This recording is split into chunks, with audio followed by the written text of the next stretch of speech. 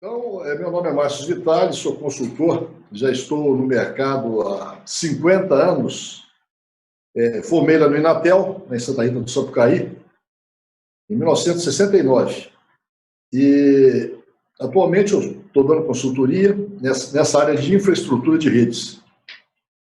Mas nesse trâmite aí de 50 anos, eu tive a oportunidade de trabalhar em diversas empresas.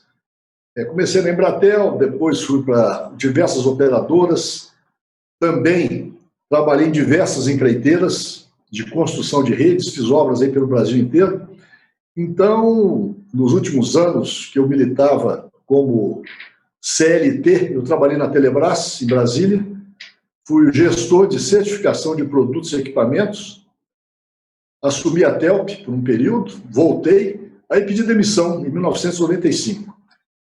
Mas o que eu tenho focado nos últimos anos é justamente, até como hobby, minha consultoria está muito focada na infraestrutura de telecomunicações de redes urbanas. E, inclusive, nos últimos anos, estou desaprendendo a trabalhar com o que eu tenho observado aí pelas cidades brasileiras.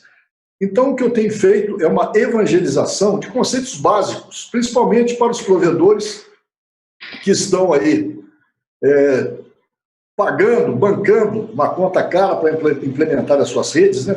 Passando os cabos.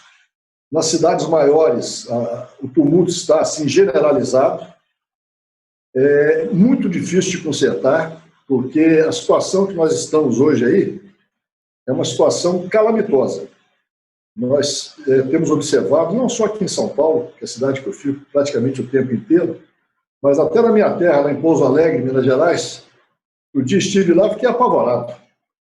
Realmente, a condição dos cabos óticos nos postes é uma condição assim aterrorizante.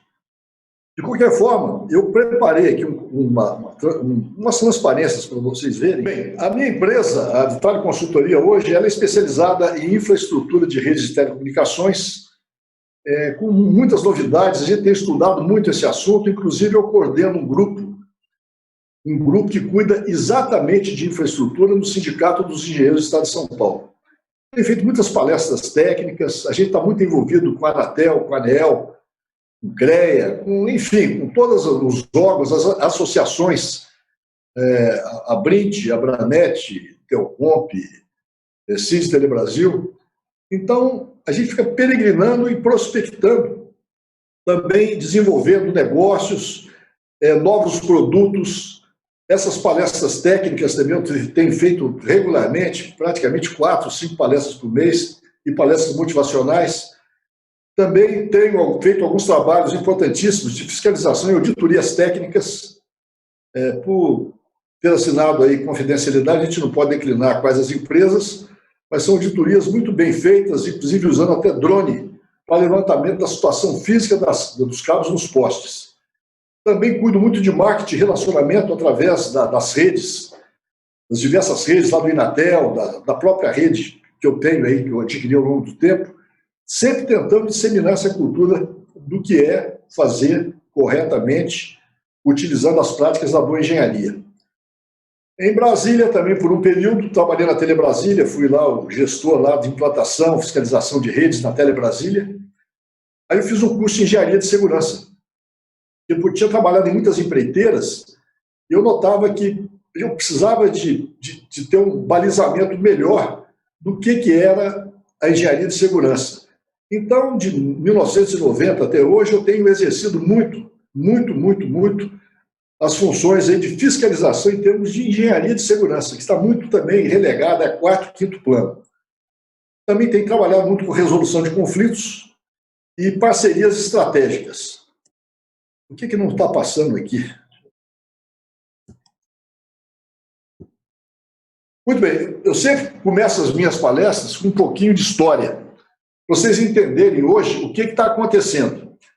Essa história começou muitos anos atrás, obviamente, acho que a grande maioria de vocês não era ainda nascida, quando nós tínhamos no Brasil a Companhia Telefônica Brasileira. Era uma companhia de origem canadense, ela tinha aqui em São Paulo, Minas Gerais, Paraná e Rio de Janeiro, estado do Rio, toda a estrutura de centrais telefônicas e, além das centrais telefônicas, toda a rede de cabos nessas grandes cidades e no próprio estado. Então, a Companhia Telefônica Brasileira atendia os estados, como eu falei, de São Paulo, Minas Gerais, Rio de Janeiro. Era de capital canadense, foi fundada em 1888 como Brasil Telephone Company. E em 1923 mudou para o nome de CTB.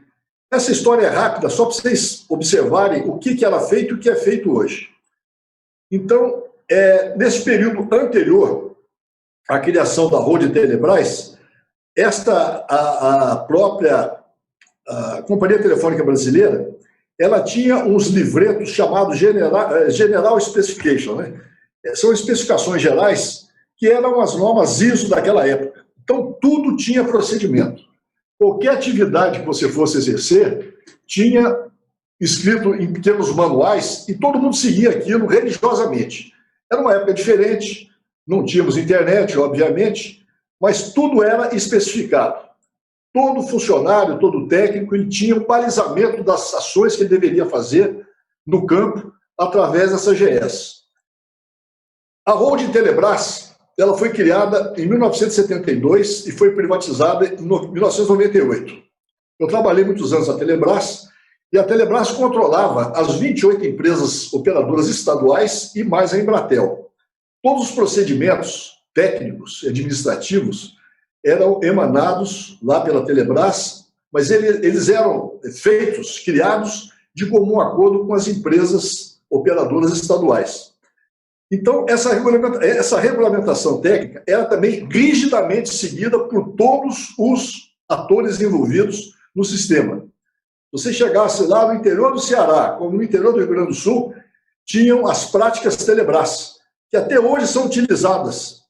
Essas práticas, elas eram muito detalhadas e cada assunto específico, administrativo, de operação, de manutenção, eles eram regidos por essas práticas Telebrás, que hoje elas se encontram até no acervo técnico da Anatel. Muito bem. Então, o panorama daquela época, nós tínhamos as 28 empresas operadoras estaduais e mais a Embratel. Mas era interessante, nós tínhamos, então, poucas empresas operadoras com uma abrangência a nível estadual, mas nós tínhamos, na época, cerca de 350 empresas prestadoras de serviço empreiteiras. Então, todo o serviço, praticamente a grande massa de serviços que eram realizados, eram através de empresas prestadoras de serviços, que eram as empreiteiras. E naquela oportunidade, para vocês terem uma noção, as normas ISO, que hoje é muito comum, elas começaram a ser exigidas pela Telebrás e pelas operadoras e começaram a ser implantadas nessas empresas prestadoras de serviço. E a gente eu tinha uma equipe muito grande lá que fazia uma pré-auditoria nas empreiteiras. Então foi um momento difícil, porque, em geral, as normas ISO eram aplicadas para a indústria, né? E aqui nós começamos a aplicar, naquela época, em 1990, nas empreiteiras. E foi muito interessante. E hoje já é praticamente uma commodity. Praticamente a empresa que não tem uma ISO implantada deveria estar preocupada em implantar a ISO, porque é um referencial das próprias empresas hoje terem as normas ISO implantadas.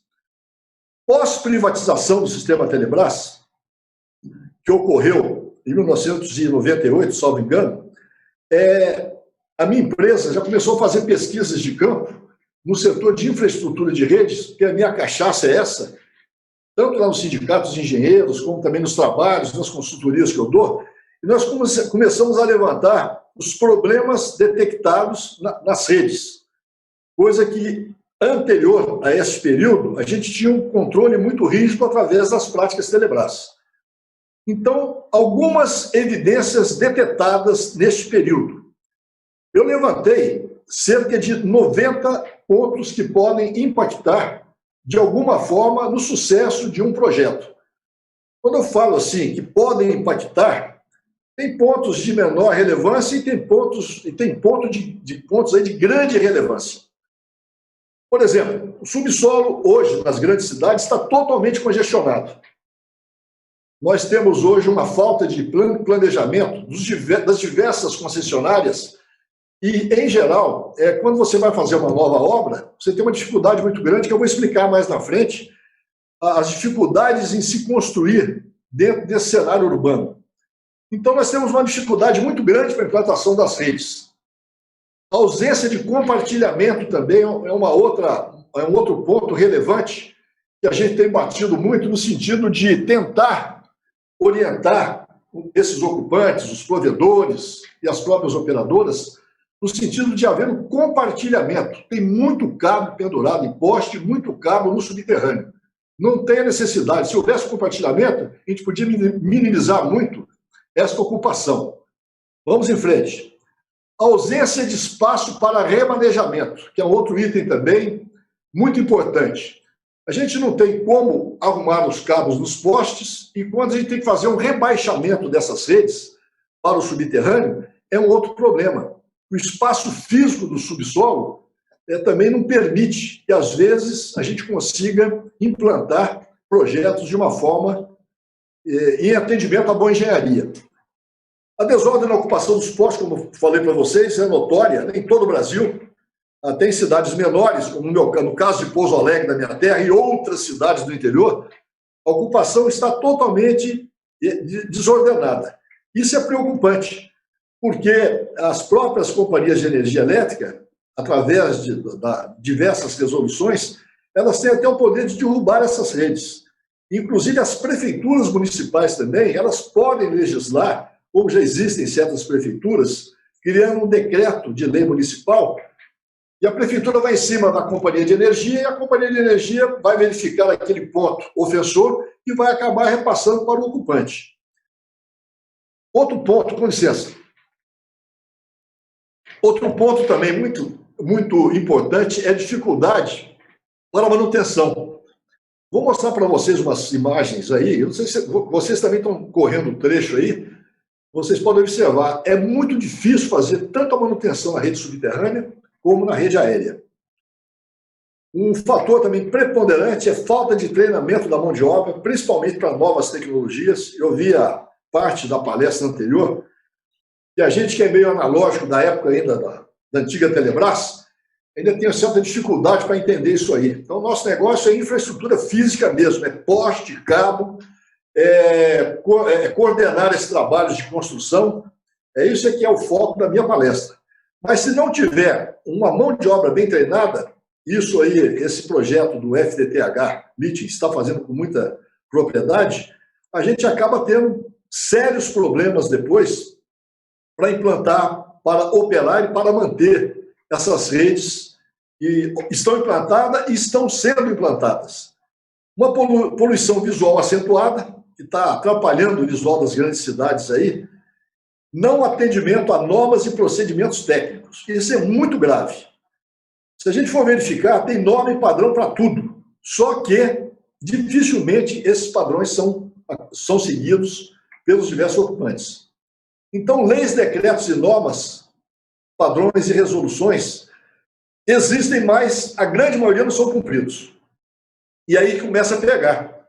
Porque quando o elemento, às vezes, faz um lançamento, a empresa faz um lançamento de uma forma não correta, ela pode sofrer uma retirada do cabo, um acidente, uma morte de algum funcionário que esteja pendurado no poste, que isso é muito frequente. Eu também vou explicar isso mais na frente um pouquinho, a responsabilidade civil em cima disso. E no frigir dos ovos, a inexistência de um planejamento integrado é evidente. Se existisse o conceito de um planejamento integrado entre todos os atores, isso também as próprias associações, elas têm tentado ajudar bastante nesta fase de fazer projetos integrados, a Brint, a Branet, a própria Telcomp, e é importantíssimo que todos vocês fiquem preocupados com isso. Vocês estão numa cidade do interior, de repente, procurem juntar a turma, bater um papo, o que vocês podem fazer em conjunto, fazer um planejamento bacana, para minimizar custo, diminuir, obviamente, o perigo de acidentes, tanto acidentes para o público, como também acidentes na própria rede, que vai prejudicar o usuário. Então, vamos partir um pouquinho e falar sobre implantação de infraestrutura subterrânea. E muitos provedores ainda não têm esse problema, que estão nas cidades do interior. Mas nas grandes cidades, só para vocês terem uma ideia, só na região aqui da Grande São Paulo, deve ter uns 300 ocupantes. E, frequentemente, nós temos aí uma exigência da prefeitura em fazer a limpeza dos postes. Essa limpeza ou o ordenamento dos postes não dá para ser feito pelo acúmulo de cabos. Então, a única solução é rebaixar a rede. E para rebaixar a rede, tem uma série de quesitos. Tem que ter um projeto. Primeira coisa é ter um projeto. Todo projeto tem que ter notação de responsabilidade técnica. Quem fez o projeto e quem vai ocupar as estruturas, tanto subterrânea como aérea, tem que ter necessariamente a notação de responsabilidade técnica por um engenheiro. Isso não tem discussão. É obrigação que se tenha essa notação de responsabilidade técnica. Tem que ser feita também uma análise do projeto executivo, se o projeto foi bem feito, bem estruturado. Não é foco dessa palestra a gente falar nada sobre o projeto. Eu já falei com o César, uma das primeiras palestras do ano que vem, a gente vai abordar somente planejamento e projeto, dando algumas dicas com relação a esses assuntos. E as famosas licenças. Quem não observa a obtenção de licenças, fatalmente vai ter problema. Eu estou até aqui com a última lei que saiu aqui do Bruno Covas, que é a Lei 17.501, de 3 de novembro agora de 2020. E ela aqui traça aqui uma série de quesitos que devem ser observados pelos ocupantes aqui da cidade de São Paulo, inclusive que a obra não deve comprometer a segurança das pessoas, é obrigação da distribuidora de energia zelar para o compartilhamento, aí vai. Os fios inutilizados deverão ser retirados pela distribuidora. Então, é uma lei municipal. Como essa lei foi emanada aqui agora, em novembro, 3 de novembro, geralmente as maiores cidades também têm alguma coisa parecida com isso. Então, para que se obtenha a licença, deve-se observar também as normas de cada e as leis de cada município. Vocês estão trabalhando dentro do município, né? E a prefeitura agora, as prefeituras, começaram a se preocupar com isso, dessas médias e grandes cidades. Então é bom que vocês fiquem preocupados também com essa análise do projeto executivo e a obtenção de licenças. Bem, geralmente, no caso das empresas maiores, elas têm que contratar essa mão de obra, que elas não têm mão de obra própria para fazer a implantação. Então, de qualquer forma, tem que ser estruturado e montado um canteiro de obras. Não é aquele canteiro grande, mas de repente é um almoxerifado, você fazer lá um depósito de produtos, o controle de acesso para caminhões, vai envolver caminhão Munk, para pegar poste, deixar poste, levar bobinas, esse negócio todo. Então é muito importante que tenha uma estrutura no local da obra que seja montado um canteiro de obras. Tem uma área coberta, se for uma obra relativamente maior, deve ter também toda a parte lá de segurança e conforto dos trabalhadores. Isso também é exigido até por legislação. Uma visita ao local da obra para fazer um pré-planejamento é de suma importância, e principalmente a localização das interferências. Como o subsolo está sendo utilizado de forma totalmente desordenada, tem que ser feito um levantamento detalhado para que o empreiteiro ou para que a própria empresa que está construindo não sofra uma multa ou sofra aí algum tipo de problema que venha a ocorrer quando da realização da obra. O mapeamento do subsolo e localização das interferências, então, como eu falei, é muito importante. Inclusive, quando vai se iniciar uma obra, é muito importante, mesmo em São Paulo, como também na cidade do interior, comunicar a obra para as concessionárias envolvidas, de gás, energia, água, esgoto e outras. Então, é interessante que haja uma interação com essas concessionárias, principalmente quando você vai fazer furo e buraco nas avenidas. Um ponto muito importante, a aquisição de produtos certificados. Tem uma gama muito grande, principalmente os eletrônicos. É a área que eu era o gestor na antiga Telebrás. A gente exigia muito e fazia uma verificação se o produto era ou não certificado. E para certificar produtos, Hoje a Anatel tem uma série de procedimentos, tem testes, rigorosíssimos testes. Então, cada produto que chega no Brasil, que está naquela lista de classificatória da Anatel que tem que ser certificado, é bom que vocês prestem atenção nisso aí. O fato de adquirir, às vezes, um produto que não está certificado pela Anatel e tem esta obrigatoriedade de ser certificado, pode trazer transtornos e problemas. Esses produtos, hoje, os cabos óticos devem ser certificados, as caixas de emenda e outros acessórios. Isso aí tem a gama grande, vocês conhecem muito bem, isso aí que vocês estão construindo, então vocês sabem o que tem que ser certificado e o que pode ser comprado sem ser certificado. Com licença. Um outro item interessantíssimo também da obra subterrânea, e também na obra aérea, é preparar todo o material para a sinalização das obras, atendendo a exigência do departamento de trânsito da localidade. Toda cidade tem um departamento de trânsito. Nas maiores, os critérios são mais rígidos. Fazer obra, feito eu tenho observado, não só aqui em São Paulo, em outras localidades, é de arrepiar. Essa preocupação, às vezes, não existe com a sinalização urbana. Caso venha ocorrer um problema, a responsabilidade é total do elemento que está fazendo, da empresa que está fazendo a obra. Então, como eu fiz muita obra no Brasil, eu tive sérios problemas, há muitos anos atrás, ou às vezes uma pequena negligência na sinalização. Eu aprendi muito o rigor da lei, tendo problemas sérios de sinalização, de ausência de sinalização viária das obras que eu andei fazendo muitos anos atrás. Mas aprendi. A demarcação da rota a ser trabalhada também é muito importante. Então, este mapeamento tem que ser feito antes da abertura das valas. Tem que ser mapeado, tem que ser, inclusive usando até o georradar, em muitos casos, que é aquele radar que determina a ocupação do que tem embaixo da terra ali, e tem que ser feita demarcação. Aqui em São Paulo, a Comgás, ela está de parabéns, inclusive, eu tenho visto muitas obras aí executadas aqui de telecom, mas a Comgás, ela sempre tem um fiscal permanentemente acompanhando aqueles trechos de canalização. Inclusive, a própria Comgás, ela faz, através dessa fiscalização, a determinação de onde passa a tubulação dela, para evitar que um acidente venha a ocorrer, como já ocorreram diversos acidentes aqui no Brasil, uma perfuração lá da tubulação de gás provocando morte. E mata mesmo. O gás é coisa muito séria. Então, essa preocupação com demarcação da rota deve ser trabalhada com muito carinho. As valas abertas, que em geral são feitas as obras hoje, embora a gente não recomende muito, que você abre a vala e vai enterrar diversos dutos, como eu vou mostrar para vocês. Os dutos são os tubos, né, que vocês vão passar o cabo dentro. Ela tem que ter uma especificação técnica, já existe normas da BNT determinando profundidade, largura. Isso tem que ser mais ou menos seguido também, não pode ser feita a revelia. Se você abrir um buraco muito largo, você vai prejudicar, inclusive, depois na recomposição asfáltica, que vai ficar muito mais caro para quem estiver executando.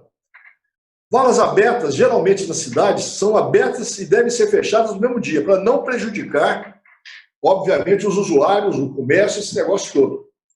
Então, é uma premissa que deve ser alertada para diversas cidades brasileiras aí, porque tem, em geral, a fiscalização da prefeitura. Então, geralmente, não adianta abrir trechos muito longos. É melhor abrir trechos mais curtos, abre, joga o duto, faz todo o procedimento de aterramento dos dutos e já começa a fazer já uma pré-preparação para o asfaltamento.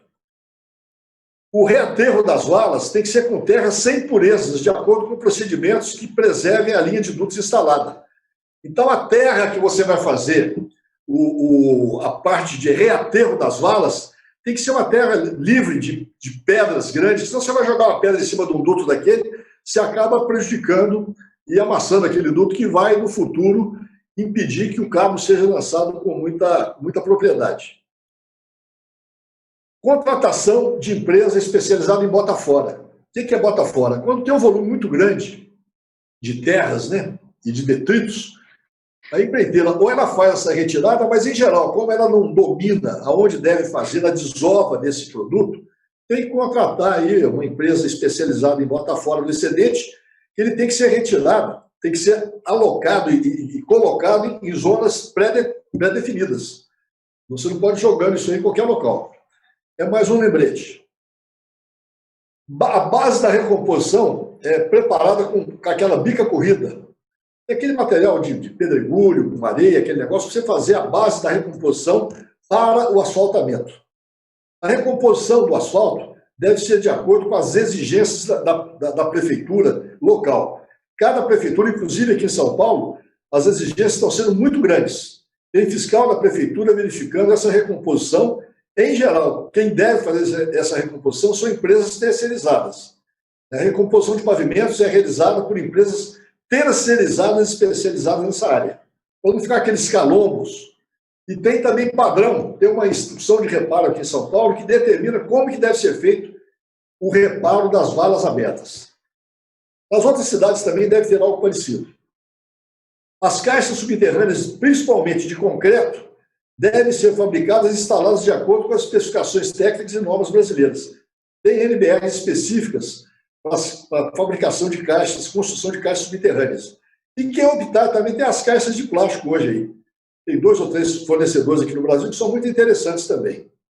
Os tampões de ferro fundido, com identificação do ocupante, atendendo às normas técnicas e fabricantes idôneos. Também temos bons fabricantes aqui no Brasil.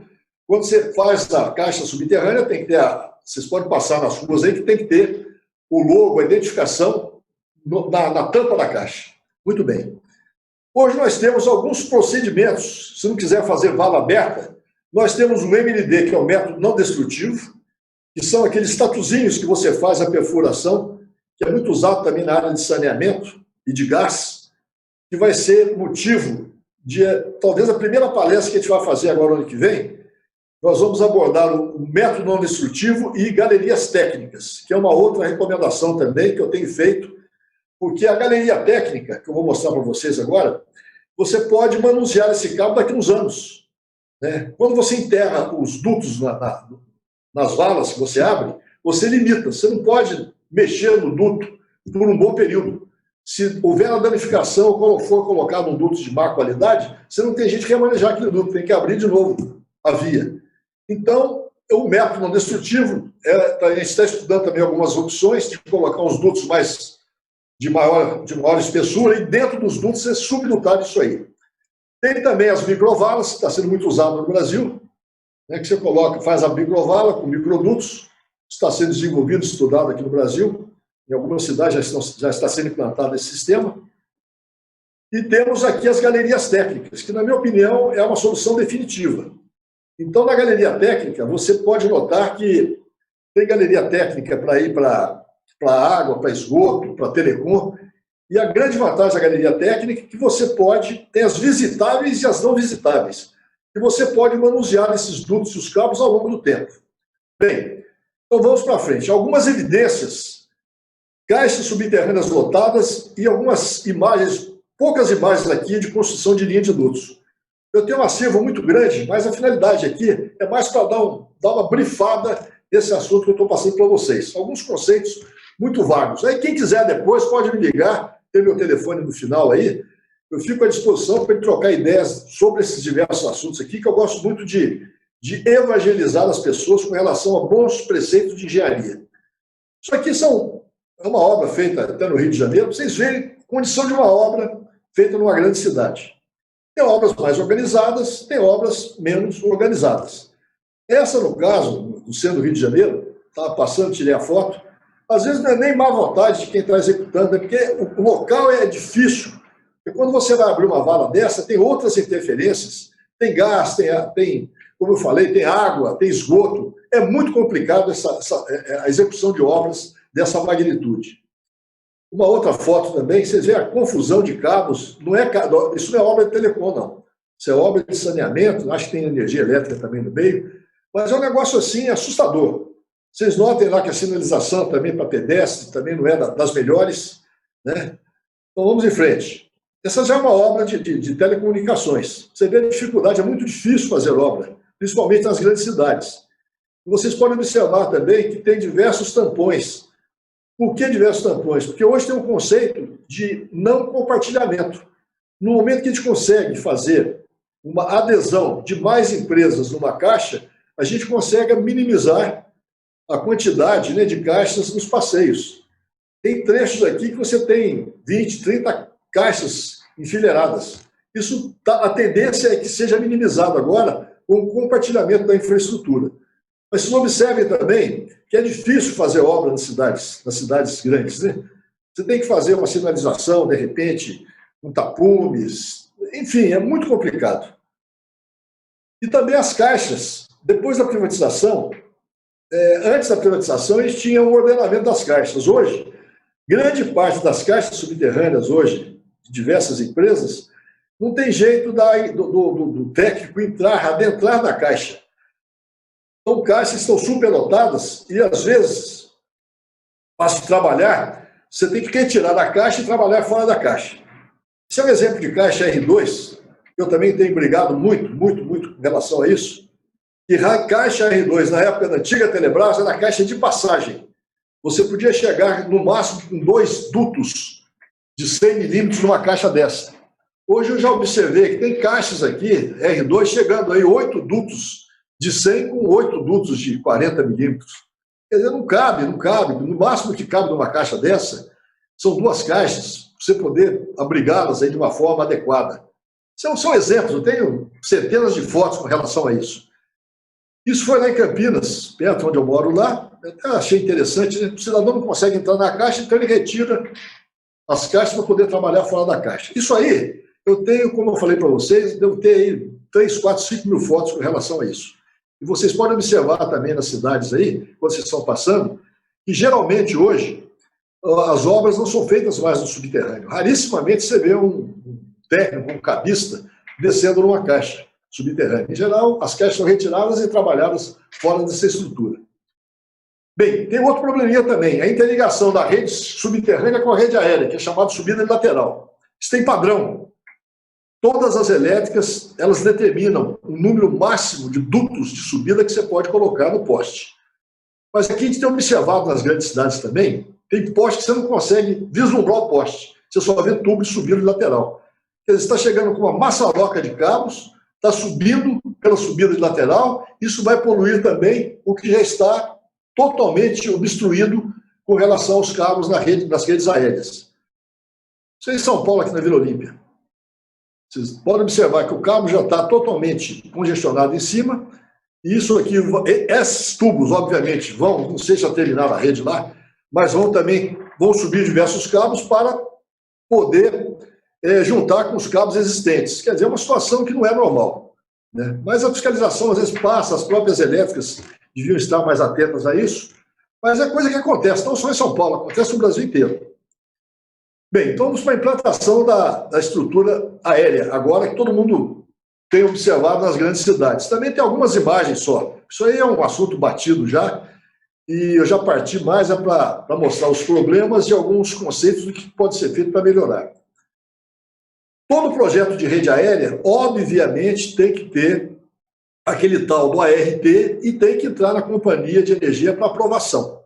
Se não fizer esse procedimento, a companhia não aprovar, é um cabo instalado à revelia, que pode ser retirado, né?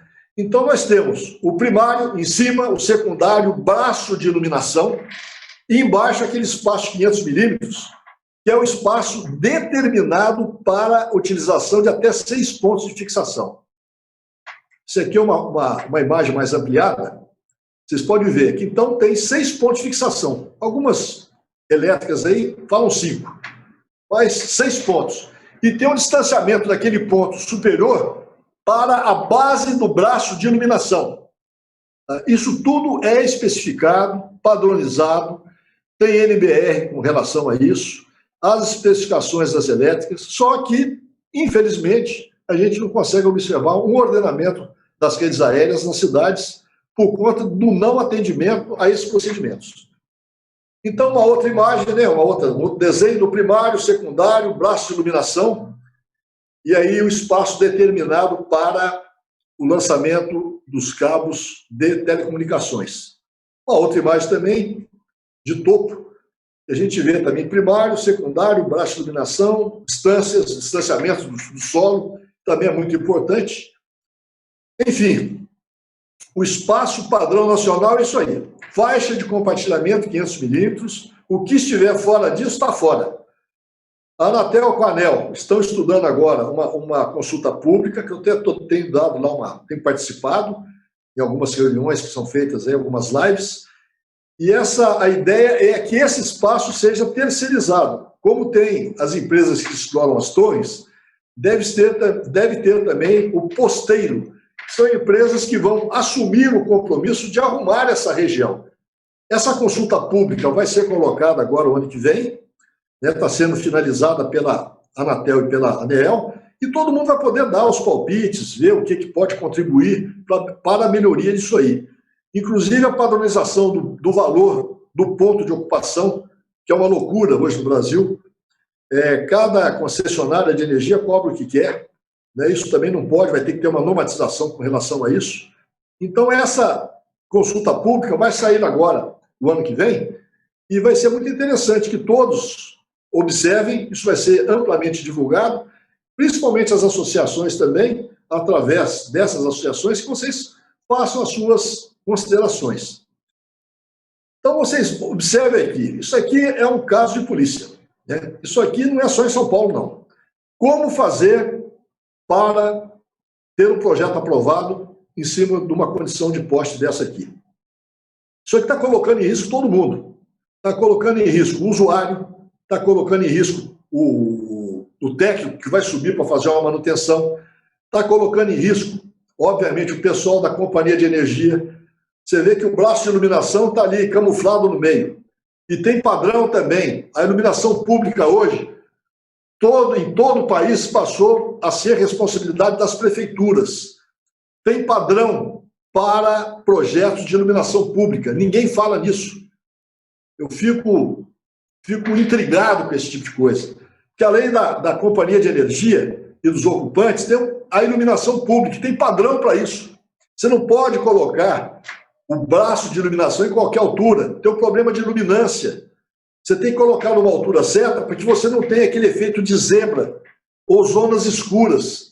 Então, iluminação pública é fundamental que participe também dessa discussão, porque ele limita o espaço. Você não pode lançar cabo acima do braço de iluminação. E abaixo do braço de iluminação também tem espaços definidos. Então, isso aqui acontece o Brasil inteiro está acontecendo isso. Em termos de segurança do trabalho, então, é nota 0. Mais uma foto. O dia que vocês quiserem, a gente passa o dia inteiro vendo foto. Olha que troço, parece uma árvore de Natal. Esse é o retrato do pesadelo, né? A gente até sonha à noite com isso aqui de vez em quando. Isso é muito comum. Agora, como dar manutenção nisso? E o pior é que está pegando fogo agora, né? Hoje mesmo mandaram um vídeo antes de chegar aqui na zona da Santa Efigênia, ali para baixo, fogo no poste. E quando pega fogo, aí é um tormento para o usuário e um prejuízo grande para os ocupantes, né? É uma pena. Infelizmente, para arrumar isso aí, para arrumar tudo não tem jeito. Pelo menos nas zonas mais críticas, a gente vai ter que dar um jeito de arrumar. Então, nós temos hoje também as normas regulamentadoras, né, do Ministério do Trabalho, que passou a ser Ministério da Economia.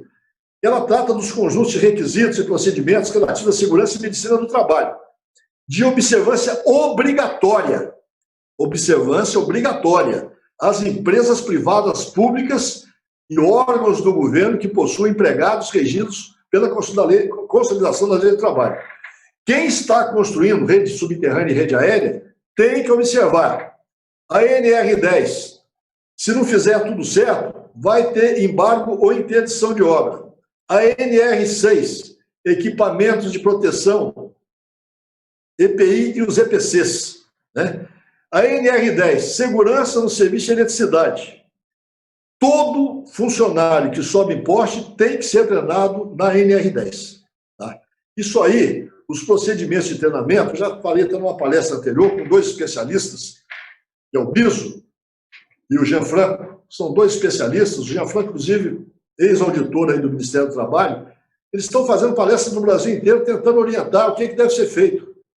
A NR33, trabalhos em espaços confinados. Embora seja raro hoje que o funcionário, que o técnico adentre dentro de uma caixa subterrânea, tem que tomar cuidado. Existem gases que você não consegue sentir o cheiro. Esse gás de casa que vocês, de vez em quando, esquecem o fogão aberto lá, o gás, isso é um aditivo colocado. Mas existem gases que não têm cheiro. Se o elemento desce lá, ele está perigoso até acender um cigarro lá embaixo e explodir a caixa.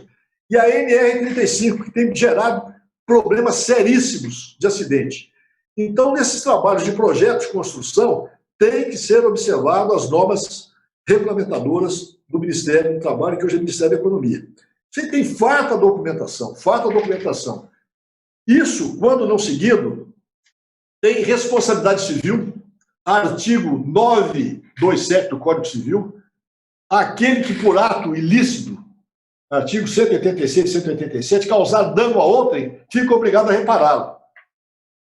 Parágrafo único. Haverá obrigação de reparar o dano independentemente de culpa nos casos especificados em lei. E aí vai. Tem responsabilidade civil, Código do Processo Civil, tem responsabilidade trabalhista da Constituição Federal, tem responsabilidade criminal acidentária. Então, meus amigos, procurem dar uma lida. Se vocês quiserem depois, é só me ligar, eu passo a relação. Dá uma lida nisso aí. Vale a pena.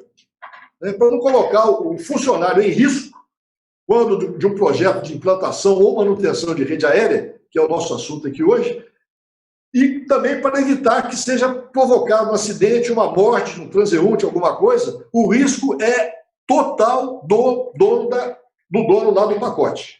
Tá? Do gestor, do dono da empresa, quem provocou o acidente responde criminalmente por isso. Então é bom que vocês fiquem antenados nesse tipo de coisa. E aqui 2 ou 3 fotos aqui, olha que absurdo. O cidadão lá, procurei botar foto que não identifica a empresa, nada, porque o interesse aqui não é procurar culpado, não, é mostrar o problema. Mas você vê, em frente ao shopping Ibirapuera, esse cidadão quase cai do poste, não tem um cone de sinalização, não tem nada, é o que mais a gente vê na cidade. E todos esses locais eu paro e pergunto, às vezes o elemento está treinado, mas tem preguiça de ir no carro, pegar um cone e colocar.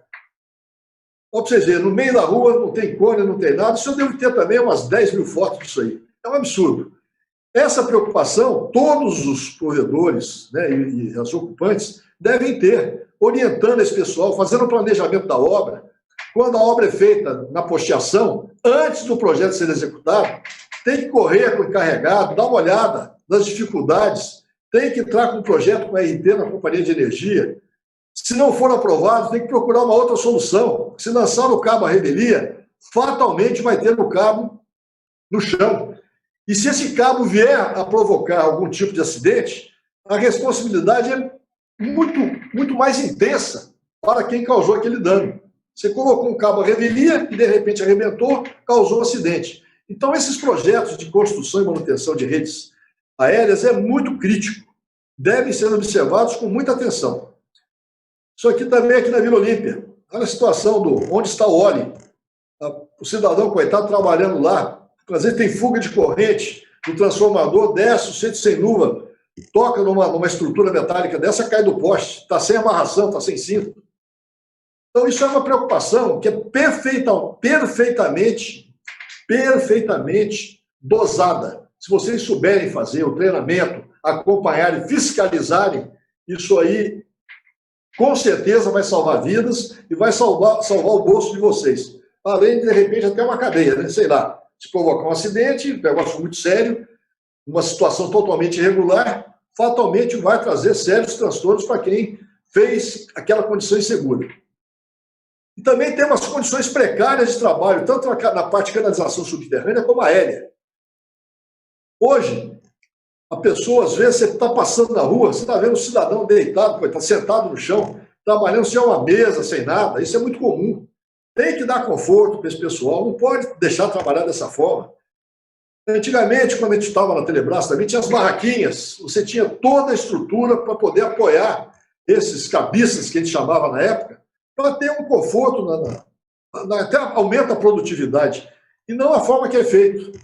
Você passa na rua, você estou cansado de ver isso aí. Olha a situação que o pobre do funcionário está trabalhando. Bem, isso aí também, ano passando. Então, não existe no Brasil, hoje, na minha cabeça, obra que não tenha que ser fiscalizada e depois aceita. Tá? Então, tem que ter fiscalização. E se for uma empresa grande, você pode até ter uma fiscalização terceirizada. Mas se for uma empresa, um provedor pequeno, O dono da empresa, de repente, ele tem que exercer essa função de fiscalização. Tem que sair na rua, tem que ver o que está acontecendo. Não pode deixar a coisa correr revelia. Por mais que você oriente, às vezes, o profissional, por uma série de problemas, não vai seguir aqueles conceitos, vai cair no poste, né, vai fazer um serviço mal feito. Então, a fiscalização é importantíssima, como nós vamos ver aqui. Os serviços, normalmente, são acompanhados e fiscalizados por empresa contratada. Quando você tem um consórcio, uma associação, em geral você contrata uma empresa para fazer essa fiscalização, como a Comgás faz. Não tem uma obra da Comgás que não tenha um fiscal. Próximo. Nas obras de telecom, rarissimamente você vê um fiscal. Entendeu? Existe, mas rarissimamente você vê. Então, esse conceito de fiscalização tem que ser mais consistente. Não pode deixar a coisa correr solta. E não é fiscalização para punir, não. A fiscalização tem que orientar. Ela tem que orientar. Não é aquela função de ter o fiscal com a caneta na mão dando multa, não. Isso não funciona também. Né?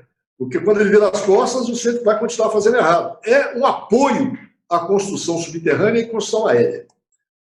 Todas as alterações, modificações, adaptações, extra-projetos têm que ser atualizadas, né, pela empresa fiscalizadora, junto com quem está com o encarregado, o engenheiro, assegurando que o que foi construído tem amparo legal e atende integralmente às normas de engenharia. Porque, às vezes, o contratado, por uma série de condições, até está sendo mal remunerado, mal pago para fazer a obra, também não justifica fazer uma obra porque pegou a obra mal pega, né? Mas tem que ter essa união da fiscalização com a empresa para que as obras saiam a contento.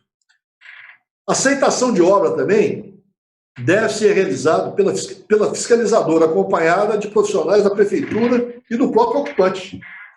Eu, quando era empreiteiro, de tanto tomar multa lá no Rio de Janeiro, principalmente, que eu conheço aquele Rio mais por baixo que por cima, eu tinha as minhas equipes de aceitação, que eram muitas vezes melhores que as equipes de aceitação das próprias operadoras.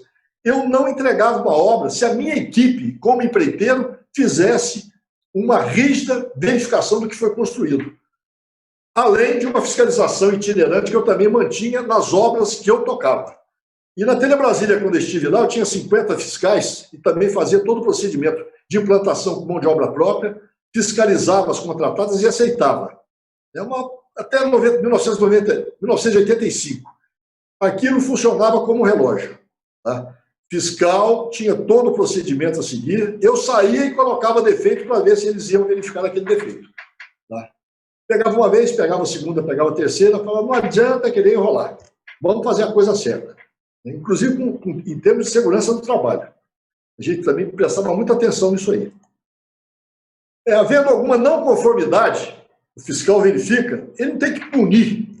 Se for um negócio crítico, tem que conversar e procurar acertar aquela não conformidade, eliminando aquela pendência. Né? Por isso que eu acho que toda empresa aqui também que está fazendo a construção tem que ter pelo menos um elemento, um olheiro, né? Para que seja minimizado esses problemas quando da entrega. Não tem fiscalização e quando você vai entregar a obra, no final, no frigir dos ovos, aí chega lá um cara exigente e começa a meter a caneta em tudo e cobrar multa ou suspensão do contrato. Estando finalizando as obras, tem que fazer o res-built, né, que é o levantamento total, que é o retrato fiel do que foi realizado em campo.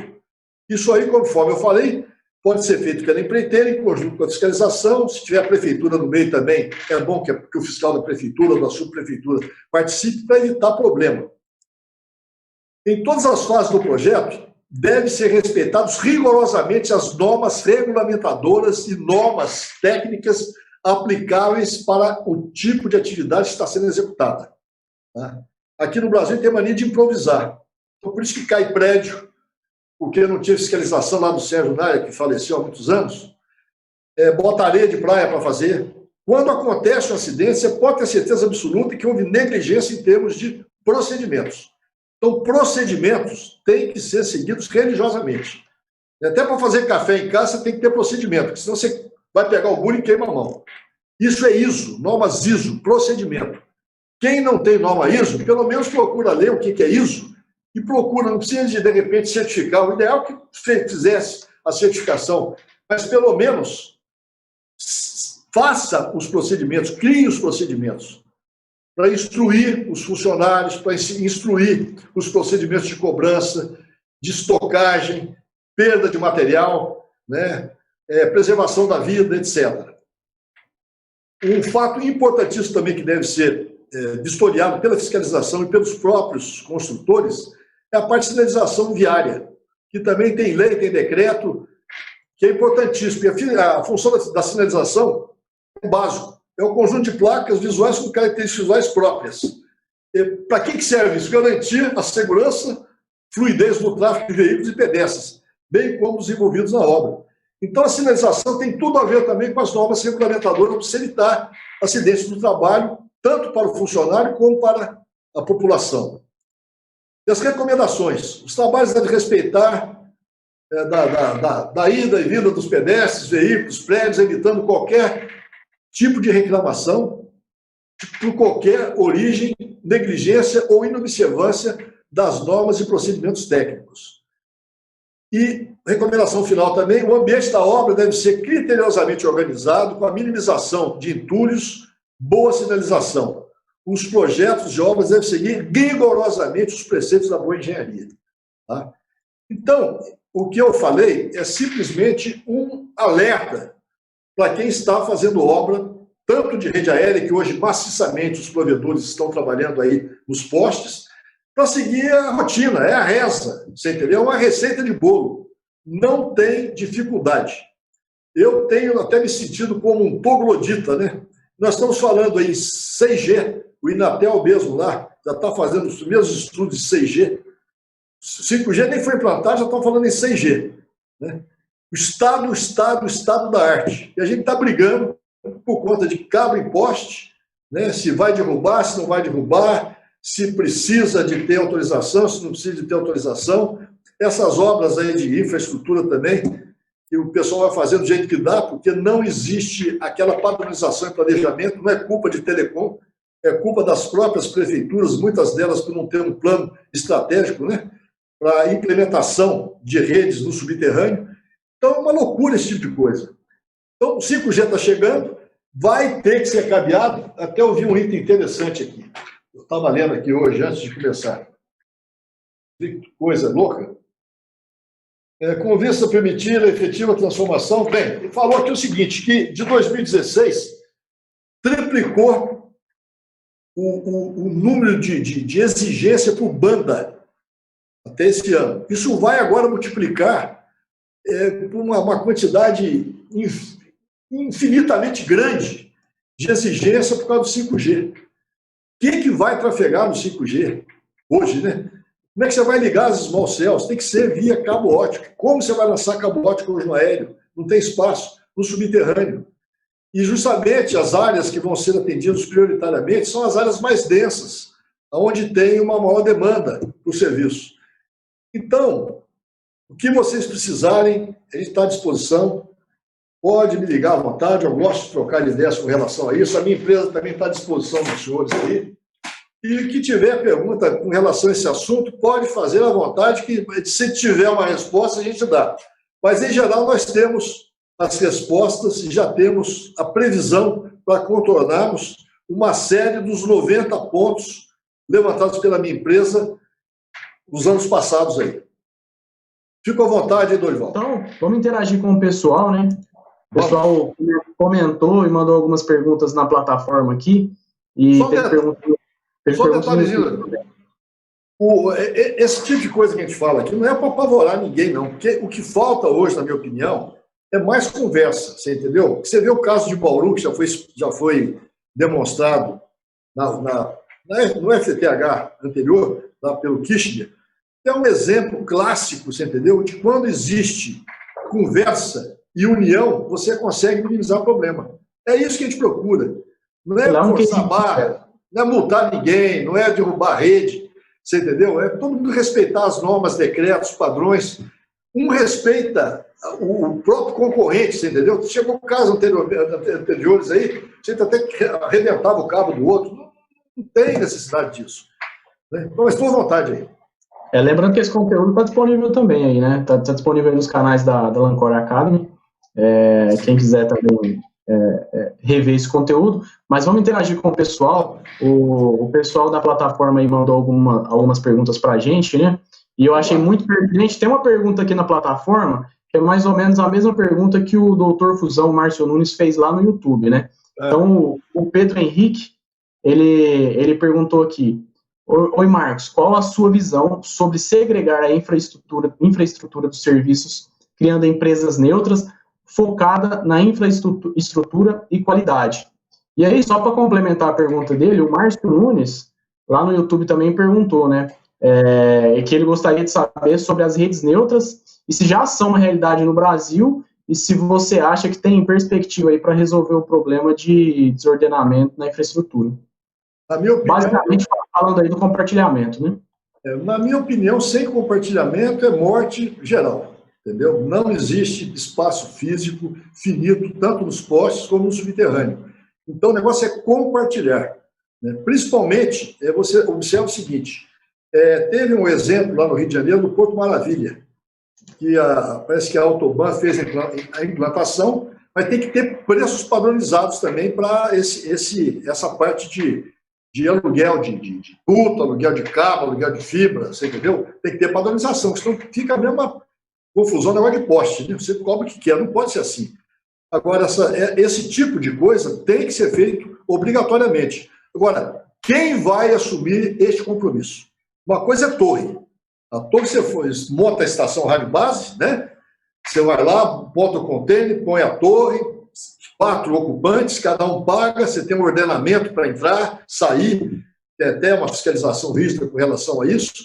Agora, você pega um poste, tem 50 caras, 100 caras pendurados no poste, quem que vai querer? A minha dúvida é essa, quem vai querer assumir esse ônus? Você comentou na palestra aí o posteiro, né?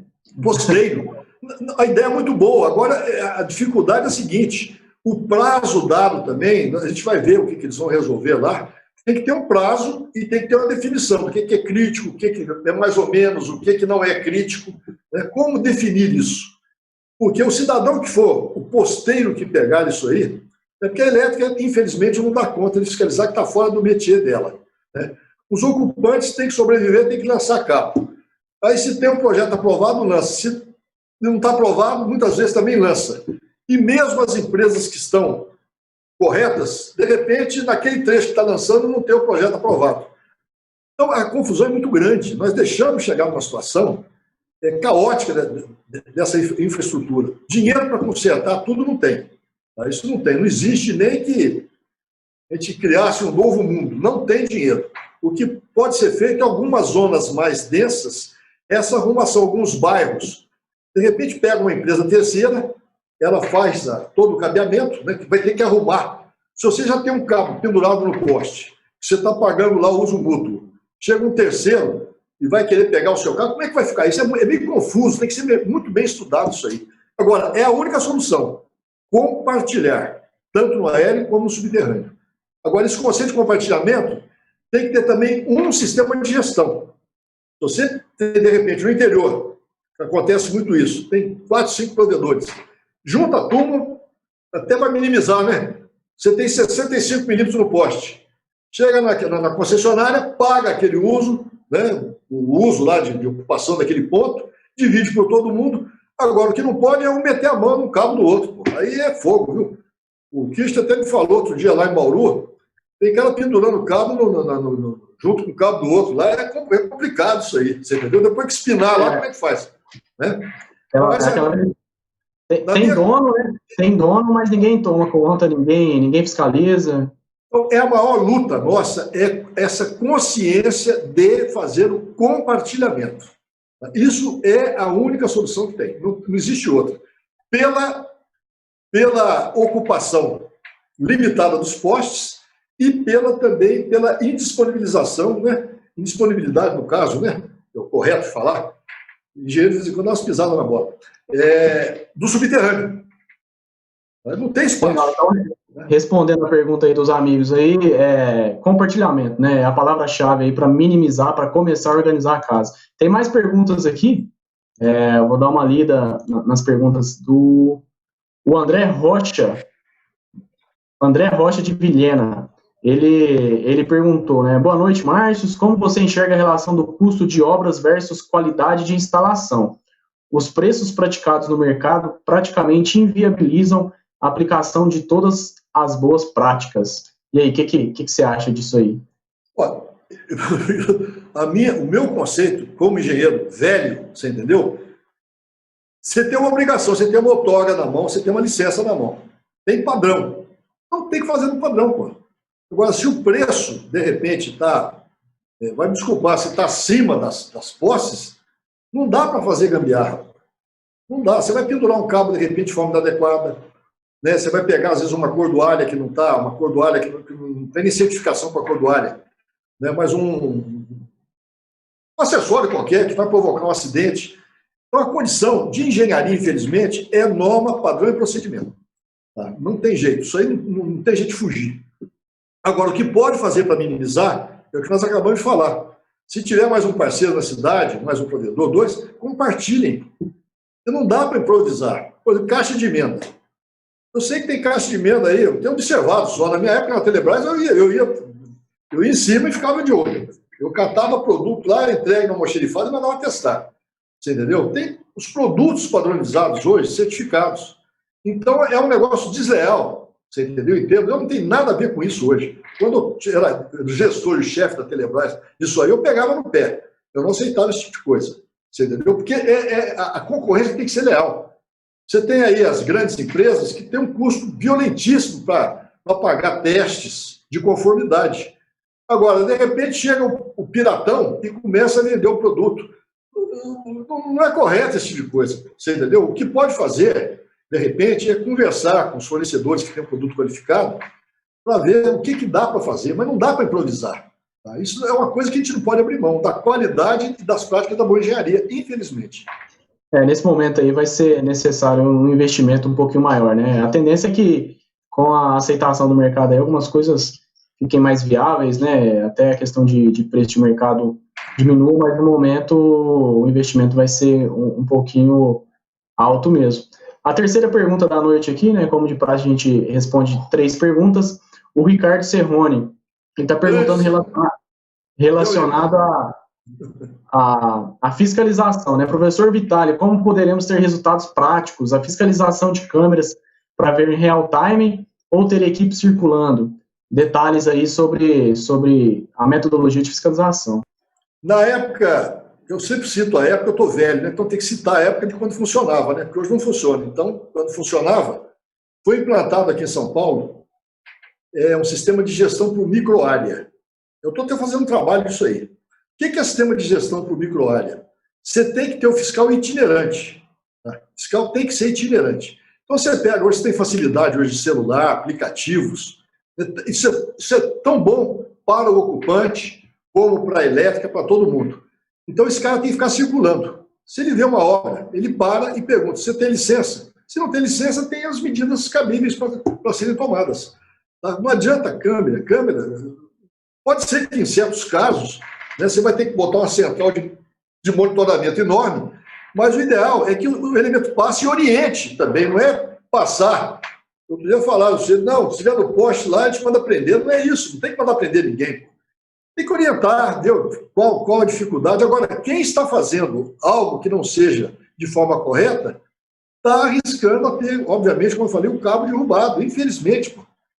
Infelizmente, é assim. Agora, fiscalização tem que ser treinada e itinerante, tem que estar correndo trecho. Né?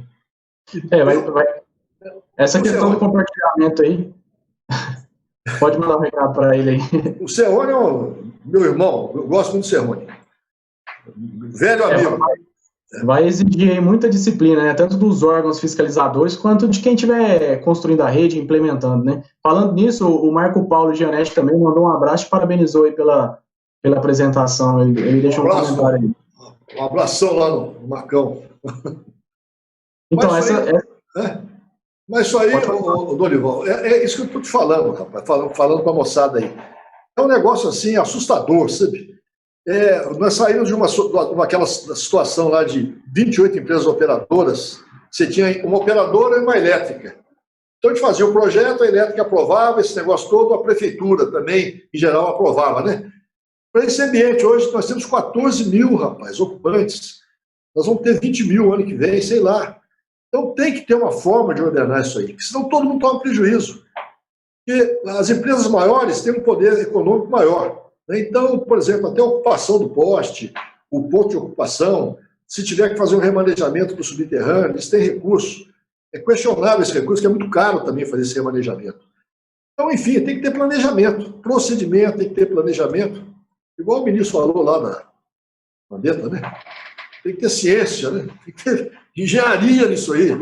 Se não sem engenharia, até citei a outra vez, né? Porque eu sou músico, eu tenho uma banda de jazz, né? E o jazz, também toco rock, também toco pagode, eu gosto também.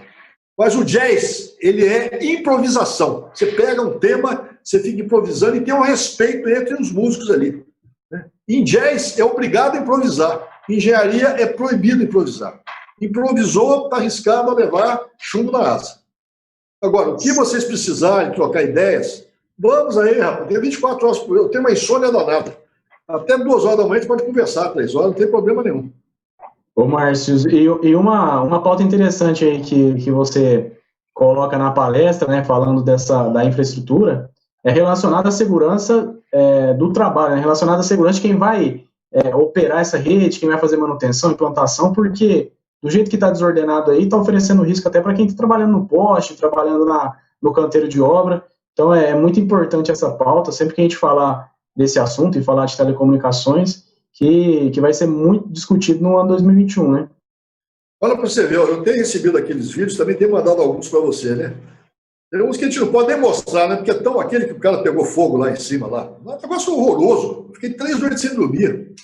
Aquele que eu mandei lá, que não era no Brasil. Você vê que o poste não tinha nada. Tinha um circuito lá de alta, lá, baixou, via a estrutura do poste, aterramento também, um negócio louco, rapaz. Esses projetos também, do jeito que são feitos, o poste é uma estrutura mecânica. Tá? Do jeito que eu tenho visto lançar cabo aí, nunca vi usar dinamômetro, mete a catraca e puxa. Você entendeu? Agora, o segundo, o terceiro, como é que também você vai fazer um projeto em cima hoje de um poste que está sobrecarregado? Você pode fazer no seu cabo. Agora, o que está no poste, o que foi feito, é impossível de ser levantado. Então, essas estruturas de poste também são muito críticas. E eu tenho visto, lá na minha terra, eu não vou falar operadora que respeito, mas, porra, você está encostando, rapaz, o cabo quase na rede primária lá em cima. Eu até fotografei, vou até anunciar, mas vou tampar o nome do dito cujo. É um negócio louco, e não é empresa pequena não, viu? Então é louco isso aí. O funcionário, o operário, o nosso cabista, o nosso técnico, né? Tanto faz aí como tanto fez, o nome que você queira dar, a gente está botando esse pessoal numa zona de elevadíssimo risco. Então, antes de fazer, principalmente as redes aéreas, que ninguém quase não faz rede subterrânea hoje, tem que fazer o treinamento NR10, NR35, dar uma corrida na rua, ver os pontos críticos, né? Quando se tiver um trabalho mais crítico, aí você vai mandar um funcionário seu fazer, é bom que mande um supervisor junto, porque morre mesmo. Você me mandou também, anteontem, mandou outro acidente. Eu mandei, a gente recebe, né? A gente não gosta de compartilhar em respeito à família, né, aos profissionais, mas infelizmente a gente recebe e a gente sabe que o ordenamento necessário, a engenharia bem aplicada também nessa parte de infraestrutura vai colaborar muito para isso. E, Márcio, assim como o espaço no poste é finito, né, nosso tempo aqui, infelizmente também, né, porque se a gente for falar desse assunto, né, a gente tem, você uma enciclopédia no assunto e tem diversos materiais para compartilhar com a gente tem teriam vários dias para falar sobre todos os tópicos desse assunto. Eu quero agradecer muito a sua participação mais uma vez no FTTH Meet, sempre muito relevante. Espero te ver mais vezes. Lá no Instagram também, Telecom Raiz, de portas abertas para você. A gente vai marcar alguma coisa para continuar compartilhando conhecimento aí junto com a Lancor Academy, com o FTTH Meet, né, Vitale Consultoria. Queria te agradecer muito. Pedir para você deixar sua mensagem final aí para todos os espectadores. E parabéns pela palestra, cara. Mais uma ótima aula aí para todos nós. O que eu tenho a falar é o seguinte, rapidinho. essa semana, até para preparar essa palestra, eu fui no meu acervo, até aqui tem alguma coisa, você entendeu? Eu achei os livros da antiga Telebrás. Cada palestra, você tinha um livro que você emitia. Tá? Então, eu tenho todos os livros. Isso aqui, o que é? Desempenho e qualidade da rede. Só que na época, na metade, tem cabo ótico também aí. Então, é muita coisa que está feita. Eu estou terminando agora, dentro dos meses, as recomendações básicas de construção de rede. Isso é um trabalho da minha empresa que eu estou fazendo. O que acontece? Que eu falei para você, eu estou sentindo um troglodita. Porque, rapaz, tem tudo escrito. O que eu vi anos atrás. Vou falar para você, isso aqui foi em 1982. Se você pegar isso aqui, hoje, e começar a folhear, está tudo assinado, está vendo sinalizado aqui? Rapaz, desaprenderam a trabalhar. Você entendeu? Está um negócio assim louco. Então, a recomendação que a gente deixa é que o pessoal tenha mais atenção, mais cuidado com a vida, né? Principalmente com os projetos, com a engenharia, né? Porque o que a gente vai deixar aí são os nossos netos, aí, são redes bem feitas, o 5G agora que vai ser um bruta benefício, você vai poder baixar um vídeo aí em questão de segundos, inteligência artificial, operações robotizadas, né? Eu tenho feito muita palestra com relação a isso. Então, é a conscientização da moçada em fazer a coisa bem feita. Eu estou à disposição quantas vezes for necessário para a gente discutir. A minha empresa é focada em infraestrutura, em auditoria, em fiscalização, o que quiser discutir desse assunto. Em geral, não tem pergunta sem resposta. Eu queria agradecer mais uma vez você, aí o César, né, o Moisés, e estou à disposição dos amigos também. Quem quiser tem meu telefone aí no final da apresentação que vai ser publicada. A hora que quiser, liga e troca ideias, sem mercantilismo, não tem, troca ideias mesmo no coração, né? Passando um pouco das informações que a gente aprendeu durante a vida, né? 50 anos no trecho. Estou à disposição, muito obrigado. Desculpe alguma falha técnica, né? Porque o velho começa a patinar também, sabe? Mas quando você não toma forte, Foi ótima a apresentação, e parabéns pela apresentação e pelo conteúdo, né? Então, essa noite a gente vai ficar por aqui com a palestra do Márcio Vitale.